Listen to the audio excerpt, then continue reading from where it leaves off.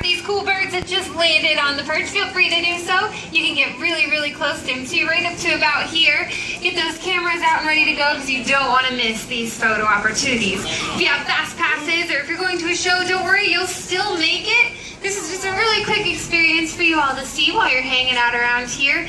And this is something you won't see anywhere else in the park. So get those cameras definitely ready to go. Now my name is Kasey, and we are called Winged Encounters. I'm here with our team of avian conservationists. We have Monica, Priscilla, and Chris back here. And we have two really cool birds. Their names are Wally and Eve. Does anyone know what type of birds Wally and Eve are? They're macaws. Very good. And you said blue, so that's pretty close. These guys are called blue-throated macaws. There's 17 different species of macaws in the world, and these guys are really special to us because blue-throated macaws are critically endangered. There's less than 150 of them left in the wild. To give you an idea of what that looks like, one of my fellow researchers told me that if you put all the blue-throated macaws online at Everest, they would get through the line in 4 minutes. So that's not a whole lot of birds out there. So it's really unfortunate, but luckily we participate with a group called the World Parrot Trust, and we're breeding blue-throated macaws off property so that we can release them into the wild. And a group in the UK is doing that as well. We're teaming up with the World Parrot Trust. Hopefully when they get together in Bolivia, where we're going to release them, we'll make a whole bunch more cute little baby macaws, and we can help with all these macaws as well coming in right now. We got a bunch more macaws flying above you guys. They're going to come on in and I'll introduce them to you as they do come in. We've got a scarlet macaw that's landed on the perch right here. You can tell she's a scarlet macaw. She's got a bright red coloring with yellow feathers and blue feathers on her wings. We've got a couple more flying around here. We got some blue and golds that just flew up into that tree. You can tell they're blue and golds because they've got the blue on their back, the yellow on their belly, and a black band of feathers under their beaks. One just landed on the perch right over here. The blue-throated macaws are a little more teal color, so that's how you can tell the difference between them. We've got a green-winged macaw landing right here, one of the largest species of macaws. They're darker red with that green band of feathers on their wings and blue as well. And we should have a couple more landing here. And we have a little red-fronted macaw up in the tree that just landed up there. You can barely see her, she's so little. They are also critically endangered. There's less than 600 of them left in the wild. So you've got a lot of threats in the wild that they deal with. Does anyone know a threat a macaw might face in the wild? Habitat loss. Very good. Yeah, people are cutting down the trees to make room for crops and houses, and that takes away a lot of their habitat. Anything else? What do you think?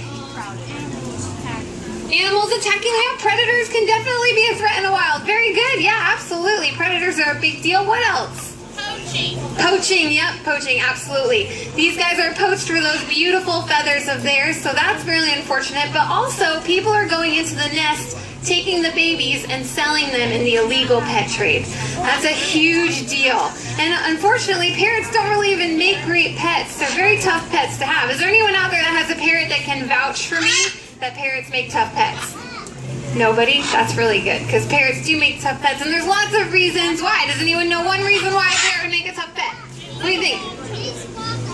They squawk a lot. Yeah, and you said they live a long time. Yeah, they squawk a lot, right? They're really, really loud. And they scream at sun up and sun down. They're incredibly, incredibly loud. And they mimic too, right? Parrots are known for mimicking, which can be really cute at first. But if you hear the same thing over and over and over and over again for as long as they live, which this woman said, it might get a little sickening. So does anyone know how long a parrot can live? A parrot or a macaw?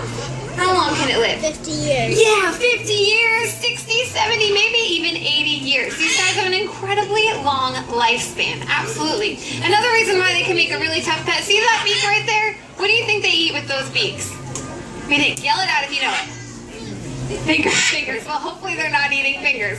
Yeah, I heard someone say it. Nuts and seeds. Those beaks are so strong to crack those nuts and seeds in the rainforest that when they do bite, it can hurt a lot, right? And their beaks are made out of the same material that our hair and our nails are made out of. Does anyone know what that material is? Keratin. Keratin is made out of keratin, and our hair and our nails are constantly growing.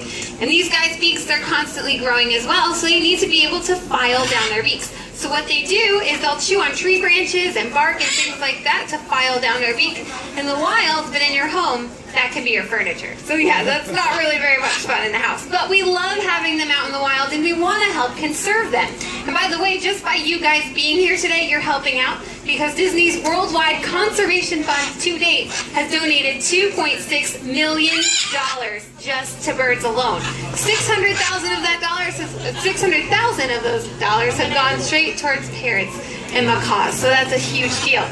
And you can help us as well, because you're taking all of these pictures for us. So what we ask you to do is, if you post them to social media, use the hashtag DisneyWings4Wildlife. If you don't know what a hashtag is, ask a teenager. They will be happy to assist you.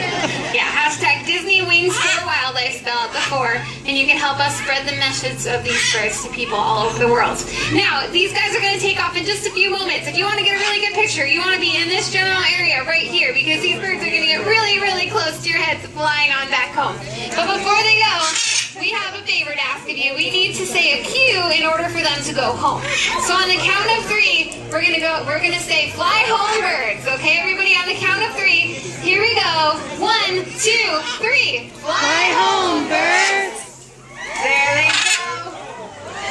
These guys have about a mile on their way home. These guys will hang out. Take a couple pictures of them if you want. If you have any questions, feel free to come on up and ask me. I'd be happy to answer them for you. And we hope you enjoy the rest of your day here at Disney's Animal Kingdom. Thank you, everyone. Thank you.